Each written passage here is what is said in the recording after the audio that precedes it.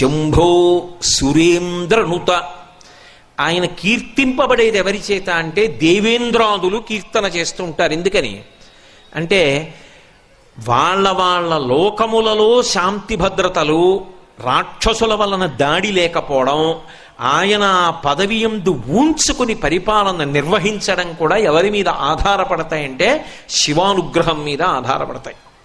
అందుకని నిరంతరము ఎవరి చేత కీర్తింపబడుతుంటాడంటే దేవేంద్రాదులు కీర్తిస్తుంటారు. శంభో సురేంద్రనుత శంకర. శంకరోతీతి శంకర. శుభములను చెయ్యడం తప్ప అన్యమైన విషయం అసలు ఆయన దృష్టిలో ఉండనే ఉండదు. ఎప్పుడు ఏది చేసినా లోకమునకు శుభమొక్కటే చేసేవాడు ఎవరుంటాడో ఆయనని మాత్రమే శంకర అని పిలుస్తారు. అందుకే మీరు గమనించండి, ఎప్పుడైనా ఎవరైనా సన్యాసాశ్రమం తీసుకుంటే వాళ్ళు పుట్టినప్పుడు కుటుంబంలో తల్లిదండ్రులు ఏ పేరు పెట్టారో దాన్ని గురువుగారు మారుస్తారు, మార్చి సన్యాసాశ్రమ నామం ఇస్తారు. మీరు లబ్ధప్రతిష్ఠులై సన్యాసాశ్రమ స్వీకారం చేసిన ఎవరి పేరైనా చూడండి మారింది. ఒక్క శంకరాచార్యుల వారి పేరు మాత్రం గోవింద భగవత్పాదులు మార్చలేదు. ఎందుకు మార్చలేదో తెలుసా? కైలాస శంకరుడు కాలడి శంకరుడిగా వచ్చాడు. శంకర మహోపకారం చేయడానికి వచ్చినటువంటి వ్యక్తి.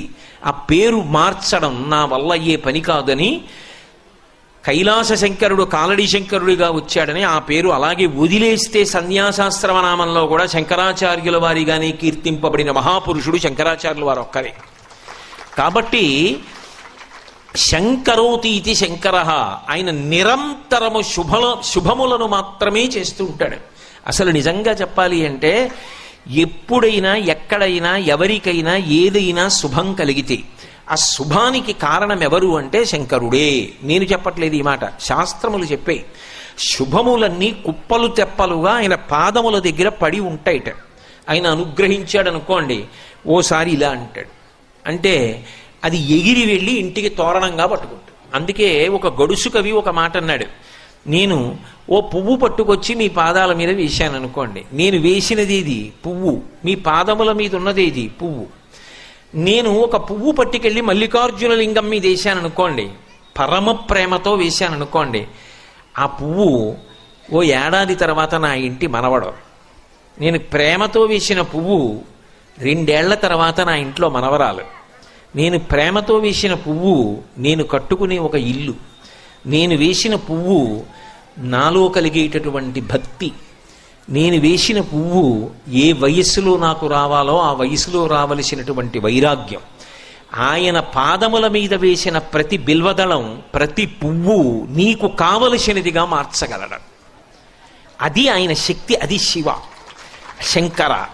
నీకేది కావాలో దానిగా మార్చి తోరణం గడపని పట్టుకునేటట్టు చెయ్యగలిగిన వాడెవరు అంటే శంకరుడు. అందుకే మీరు గమనించండి, లోకంలో దీనికి పరిష్కారం ఏమి అన్నది అందట్లేదనుకోండి, అప్పుడు ఏం చెప్తారంటే అభిషేకం చేయించుకోండి శివలింగానికి అంటారు. ఇక అది బ్రహ్మాస్త్రం, ఇంకంతకన్నా ఏమీ ఉండదు. ఒకసారి అభిషేకం చేయించేసుకోండి అంటారు.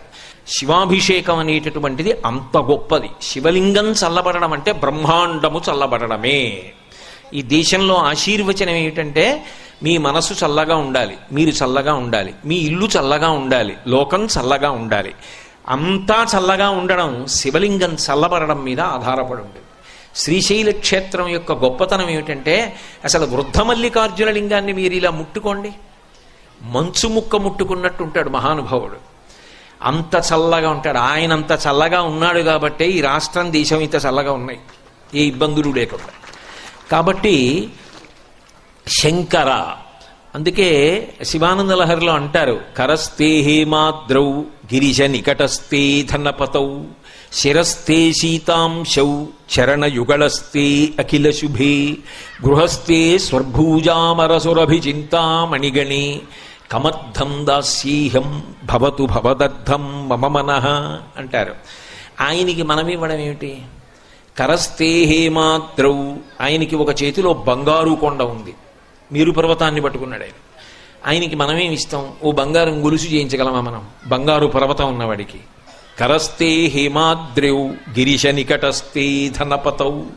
నవనిధులకు అధిపతి కుబేరుడు చేతులు కట్టుకుని పక్కన నిలబడి ఉంటాడు. ఎప్పుడైనా ఇలా చూసి కుబేరా అని ఏమైనా అడుగుతాడేమో అని.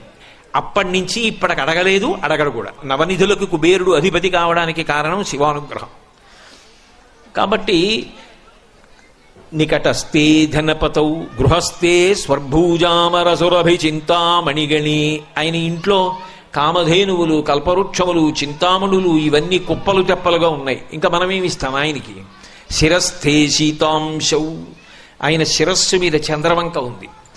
చరణయుగళస్తే అఖిల శుభౌ. అమాయకత్వం ఏమిటంటే శివుడికి నేనేదో చేసి పెట్టానన్నా, అసలు నీకా చేసి పెట్టే అదృష్టం ఇచ్చినవాడు ఆయన. ఆయన కాలిలా కదిపితే చరణయుగళస్తే, ఆయన పాదముల దగ్గర శుభములన్నీ పడి ఉంటాయి. ఇంకా నేనేమిస్తాను?